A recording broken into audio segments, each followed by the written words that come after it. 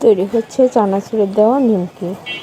15 KG ময়দাতে দেওয়া হয়েছে 1.5 কেজি তেল, লবণ, কালো জিরা দিয়ে ভালোভাবে ময়ান করে নেওয়া হচ্ছে খামিরের জন্য।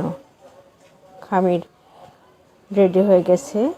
এই খামিরগুলো এখন ছোট ছোট করে কেটে এভাবে রোল করে নেওয়া হচ্ছে। রোলগুলো কেটে নেওয়া হচ্ছে লেচির জন্য।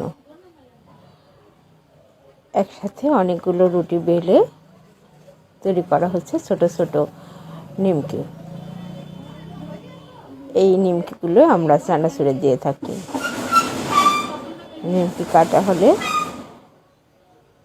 কড়াই ভর্তি গরম তেলের মধ্যে ভেজে নিতে হবে, তাহলে তৈরি হয়ে যাবে চানাচুরের নিমকি।